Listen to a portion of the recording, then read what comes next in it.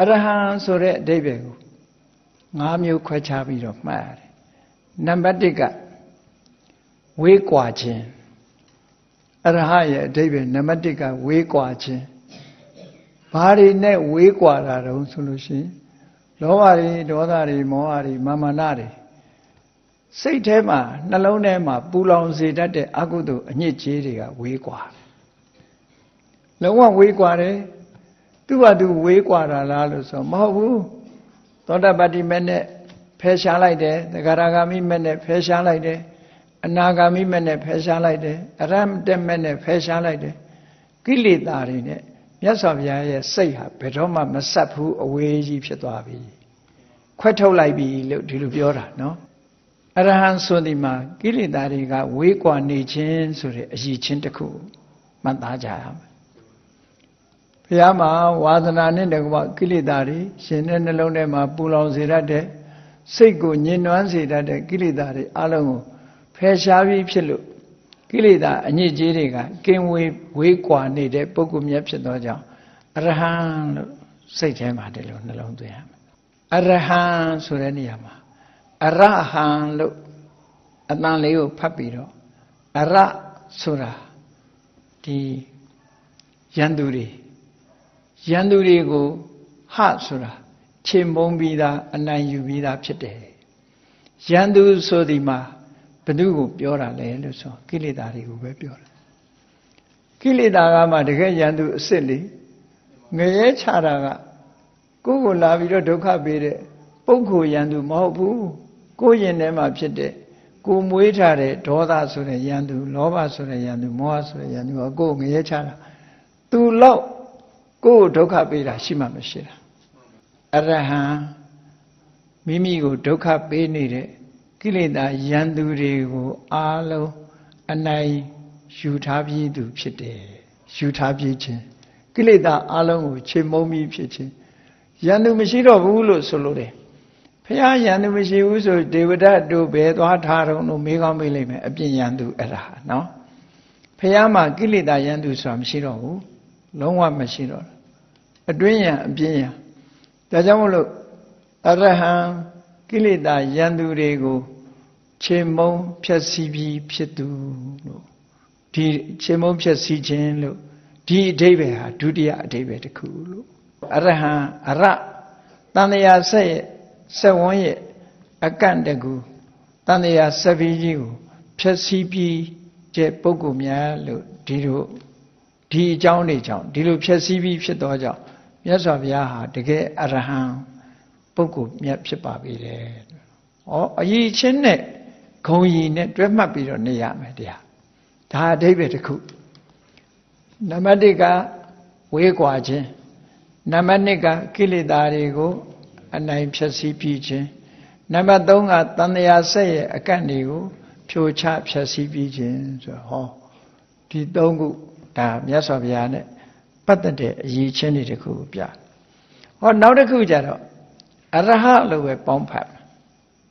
အရဟလို့ပဲပေါင်းဖတ်တယ်အရဟဆိုတာကျတော့ထိုက်တန်သူလို့အဓိပ္ပာယ်ရထိုက်တန်သူထိုက်တန်တယ်ဆိုတာဘသူကပဲရှ िख ိုးထိုက်တယ်လောကလူတွေကပြောကြတယ်ဟာမင်းဒီအလုပ်လှုပ်ထိုက်တယ်ဘာလို့လှုပ်ထိုက်တယ်ပြောတယ်လှုပ်ရင်အကျိုးရှိတယ်လေဒီခရီးသွားထိုက်တယ်သွားရင်အကျိုးရှိတယ်လေအကျိုးမရှိပဲတော့ဘသူကမှတော်တယ်တန်တယ်မပြောဘူးလေလှုပ်ထိုက်တယ်ထိုက်တန်တယ်လို့ပြောတဲ့စကားလုံးတစ်ခုဟာဒီအရဟဆိုလို့အရဟဆိုထိုက်တန်တယ်ဘာကိုထိုက်တန်တာတုံးလို့မေးလို့ရှိရင်ဘသူကပဲလက်အုပ်ချီဖို့ထိုက်တန်တယ်ဘသူကပဲလှူတာတွေဟာထိုက်တန်တယ်ဘာဖြစ်လို့လဲလက်အုပ်လေးတစ်ချိန်ချီလိုက်တာနဲ့နတ်ပြည်ရောက်သွားနိုင်တယ်ဟောအကျိုးတုံ့ပြန်မှုတွေဟာအမှန်တမ်းထိရောက်တယ်မြတ်စွာဘုရားကိုလက်အုပ်ကလေးနဲ့ချီလိုက်တာတောင်နတ်ပြည်ရောက်သွားတယ်လက်အုပ်နဲ့တင်မချီနဲ့အောင်လက်လည်းမချီဘူးဘာမှမချီပဲနဲ့မျက်လုံးလေးဖွင့်ကြည့်ပြီးကြည်နူးတဲ့စိတ်ကလေးဖြစ်လိုက်တာနဲ့ပဲနတ်ပြည်ရောက်သွားတယ်မထိုက်တန်ဘူးလားကြည့်လိုက်တာလေးနဲ့စိတ်ထဲကကြည်နူးလိုက်တာနဲ့ကောင်းရတုတိဘုံရောက်သွားနိုင်တယ်ဆိုအလွန်ထိုက်တန်တာပေါ့ဒါနကောင်းမှုပြုလိုက်လည်းပဲပြုလိုက်တယ်ဗျနော်အကျိုးဖြစ်ထွန်းတယ်ဆိုပါစို့အယောင်းဝယ်ကိစ္စတွေဆိုရင် အရင်ကနည်းနည်းလေးနဲ့အမျက်ကြီးကြီးရတယ်ဆိုဟာလှုပ်ထိုက်တယ်ပြောကြမှာပဲမြေမှာလည်းပဲစိုက်လိုက်လို့ရှိရင်သီးနှံတွေအများကြီးထွက်တယ်ဆိုဟာစိုက်ထိုက်တယ်ဟောဒီလိုပြောကြတာမြတ်စွာဘုရားကထို့တူပဲအကျိုးတုံ့ပြန်မှုအင်အားတွေအလွန်ကောင်းတာဖြစ်သောကြောင့်မြတ်စွာဘုရားဟာဘယ်ပုဂ္ဂိုလ်ကပူဇော်ထိုက်တယ်ထိုက်တန်တဲ့ပုဂ္ဂိုလ်ဖြစ်တယ်ဘယ်ဘက်ကကြည့်မြတ်စွာဘုရားဟာမထိုက်တန်ဘူးလို့ပြောเสียသီလကနှိမ့်ကြနေတာမရှိဘူးတမာတိနှိမ့်ကြနေတာမရှိဘူးပညာနှိမ့်ကြနေတာမရှိဘူးလွတ်မြောက်နေတဲ့စိတ်နှိမ့်ကြနေတာတွေမရှိဘူးအားလုံးဟာအဆင့်မြင့်ဆုံးအားလုံးဟာဘာဖက်ဖြစ်နေတယ်ဒါကြောင့်မို့လို့မြတ်စွာဘုရားအားလုံးထိုက်တန်နေတဲ့ပုဂ္ဂိုလ်လူမင်းနာမင်းဗြဟ္မာမင်းတို့ရဲ့ဝတ်ဆင်းပြီးတော့ဥညွတ်ခြင်းကိုထိုက်တန်တဲ့ပုဂ္ဂိုလ်ဒီလိုဆိုလိုတာပေါ့ကောသလမင်းကြီးကမြတ်စွာဘုရားစီလာတဲ့အခါမှာကောသလမင်းကြီးကလူအစင်တန်းနဲ့ပြောမယ်ဆိုရင်မြတ်စွာဘုရားတဲ့တာတယ်လူအစင်တန်းနဲ့ပြောကြရမယ်ဆိုရင်ကောသလမင်းကြီးကကာတိကောသလနှစ်နိုင်ငံကိုအုပ်စိုးတဲ့ဧကရိဘုရင်ကြီးမြတ်စွာဘုရားကတက္ကတိုင်းအငယ်စားလေးမှာဘာနဲ့ပြောရမလို့ဆိုမြန်မာဘုရင်နဲ့စော်ဘွားတွေလိုပဲရှိတယ်ဒီလိုနော်ကောသလမင်းကြီးကအင်ပါယာအကြီးကြီးမြတ်စွာဘုရားရဲ့အမျိုးတက္ကတိုင်းဒီသုဒ္ဓရဏမင်းတို့ကတိုင်းငယ်ပြည်ငယ်လေးဒါယာရုနဲ့ပြောပြရင်နော်သို့တော့ကောသလမင်းကြီးဟာမြတ်စွာဘုရားကိုလာတဲ့အခါရှ िख ိုးတဲ့အခါမှာယာရုတို့မျိုးရိုးတို့ကြည့်လိုက်မယ်ဆိုလို့ရှိရင်ဒါယာရုနဲ့ကြည့်မယ်ဆိုသူ့အောင်ငယ်တယ်လေငယ်တယ်လို့ပြောမှလူလောကအနေနဲ့ပြောတာနော်သို့တော့မြတ်စွာဘုရားကိုသူဘလောက်ထိအောင်လေးစားတော့ဆိုရင်မြတ်စွာဘုရားရဲ့ခြေပမိုးကိုနှစ်ဖူးနဲ့တိုက်ပြီးတော့ရှ िख ိုးတာမြတ်စွာဘုရားကိုယ်တိုင်ကတခါတော့ကအမေးရှိတယ်ကောသလမင်းကြီးကဒီအဲ့ဒီယူကျိုးတာနဲ့ပတ်သက်ပြီးတော့ယဟန်တွေကိုမိတ်တာကောသလမင်းကြီးငါတို့တာဂိဝင်မင်းမျိုးတွေဆိုတာတဲ့ကောသလမင်းကြီးရဲ့အယံမင်းအဆင့်ပဲရှိတယ်ပေါ့အယံမင်းအနုယန္တလို့သုံးတယ်မြတ်စွာဘုရားအနုယန္တဆိုတာနောက်ကလိုက်ရတယ်ဆင့်ခေါ်လိုက်ရင်သွားကြရတယ်နော်ဘယ်မှာတိုက်ပွဲရှိတယ်ဆိုဆင့်ခေါ်သွားရတယ်မဟုတ်လားဗမာပြည်မှာလည်းမြင်ဘူးလားတိုင်းချက်ပြည်ချက်ကလေးတွေဆိုတာအင်းဝါကမြို့တော်ဖြစ်တဲ့အချိန်မှာလာခဲ့ပြည်ဘက်ကလာခဲ့ဟန္တာဝရီကလာခဲ့စစ်တိုက်ဆရာရှိတယ်ဆိုသွားကြရတယ်လေသွားကြရတယ်အဲ့ဒီလိုအနုယန္တအဆင့်နေပေါ့အဲ့ဒီလိုငါတို့ကအနုယန္တအဆင့်မှာရှိတော်လဲကောသလမင်းကြီးဟာ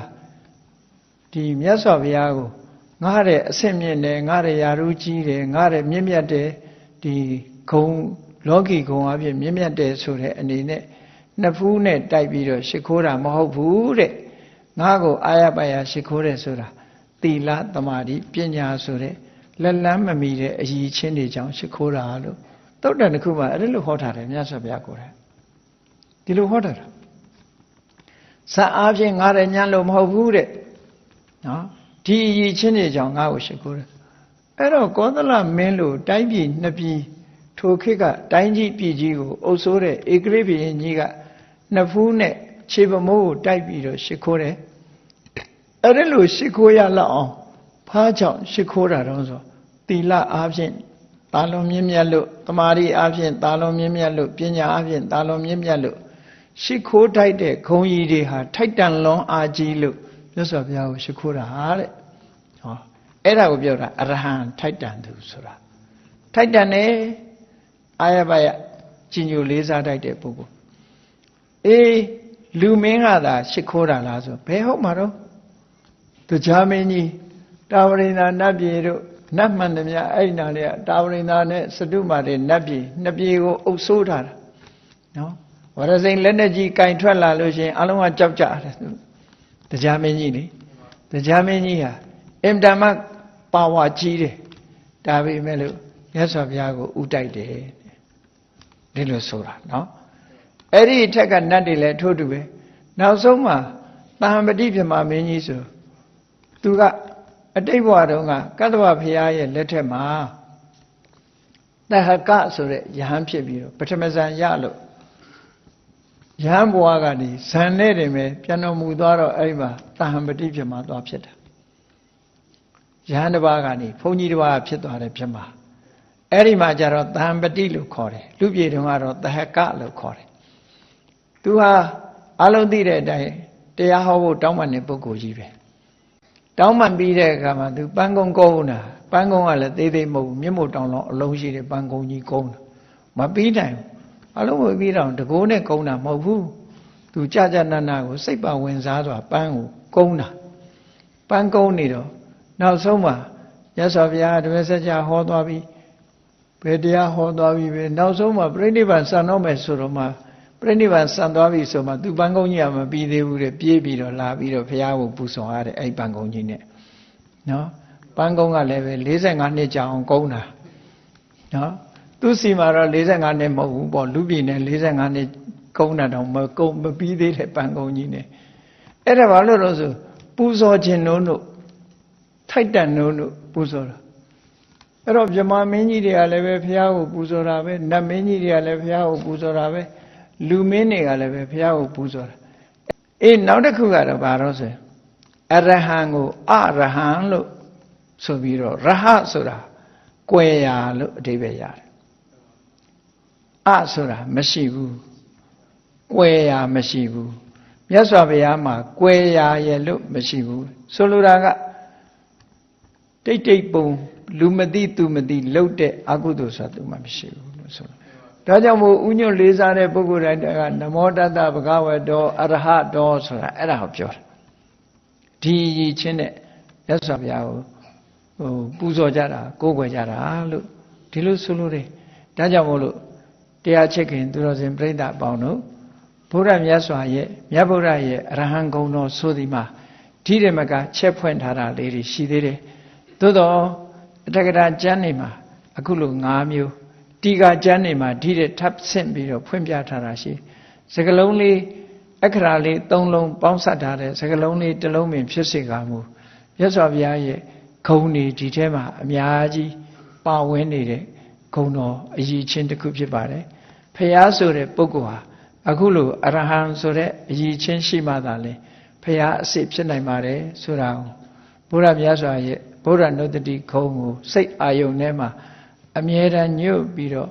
ပိဋိသောပနတ္တတွေဖြစ်အောင်မြတ်စွာဘုရားခုံတော်နဲ့မိမိတို့ရဲ့စိတ်ကိုလွှမ်းထုံထားနိုင်အောင်ကြိုးစားအားထုတ်နိုင်ကြပါစေကုန်သတည်းအရဟံဆိုတဲ့စကားလုံးလေးတစ်လုံးထဲမှာပဲ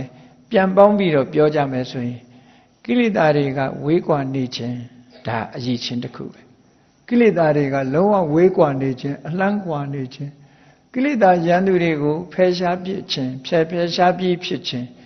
တဏှာဆက်ရဲ့အကန့်လို့ဆိုတဲ့အကြောင်းတရားတွေကိုကိလေသာတရားတွေကိုဖယ်ရှားပြစ်ပြီးဖြစ်ခြင်းနော်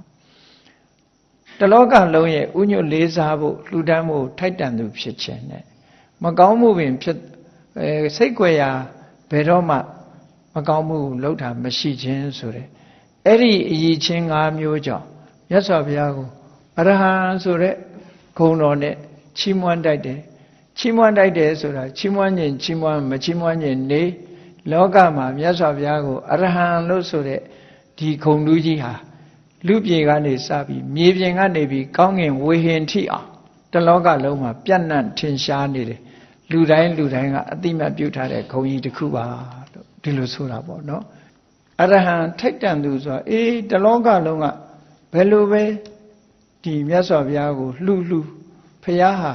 ဖရာတဲ့ပစ္စည်းကတန်သွားတယ်လို့မရှိဘူးတဲ့ဒါမှမဟုတ်ခဏခေတ်တောင်ကြည့်ကြမြတ်စွာဘုရားကိုဇေဒီတွေတည်ပြီးတော့ကိုးကွယ်ကြတယ်ရုပ်ပွားတော်တွေထူပြီးတော့ကိုးကွယ်ကြတယ်ကိုးကွယ်လို့ပါမဆုံးနိုင်ဘူးလေထိုက်တန်သူဖြစ်လို့ဒီလိုလုပ်ကြတယ်လို့ဆိုတာဒါအရဟံခဏထိအောင်ကိုးကွယ်စိတ်ကပ်နေကြတော့မယ်ဒီလိုဆိုလိုတာပေါ့နော်